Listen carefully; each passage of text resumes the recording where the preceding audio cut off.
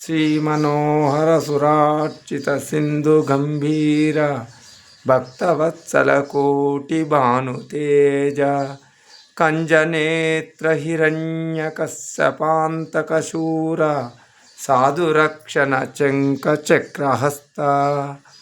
ప్రహ్లాద వరద పాపధంస సర్వేశ క్షీరసాగర శయన కృష్ణవర్ణ పక్షివాహన నీల భ్రమర కుంతల జాల పల్లవారుణ పాద పద్మయుగల చారు శ్రీ చందనాంగురు చర్చితాంగ కుందకుంట్నల దంత వైకుంఠధామ భూషణ వికాస శ్రీధర్మపురి నివాస దుష్ట సంహార నరసింహ దురిత దూరా ఆభరణములచే ప్రకాశించువాడును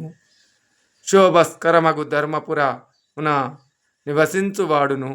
విపత్తులను రూపుమాపి దుష్టులను సంహరించువాడును అగు ఓ నరసింహస్వామి, నీవు శ్రీదేవికి భర్తవు, దేవతలచే పూజించబడువాడవు, సముద్రము వలె గంభీరమైనటువంటి వాడవు, భక్తులను బ్రోచువాడవు, కోటి సూర్యాల తేజముతో ప్రకాశించువాడవు, పద్మముల వంటి కన్నులున్నవాడవు, చేతులందు శంఖము కలవాడవు, హిరణ్యకశిపుని చంపి ప్రహ్లాదుని బ్రోచిని సన్మార్గులను రక్షించువాడవు, పాల సముద్రముల ప్రవలించువాడవు, నల్లని కేశములను కలవాడవు,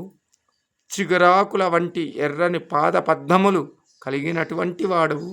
మంచి గంధము మొదలగు సువాసన ద్రవ్యములు శరీరమును పూయబడిన వాడవు, మల్లె మొగ్గల వంటి పలువరస కలవాడవు. ఓ వైకుంఠధామా, నీవు మమ్ముల్ని బ్రోవా, వైకుంఠమందు ఉండువాడవు. నరసింహ, ఇదే నమస్కారము నీకు.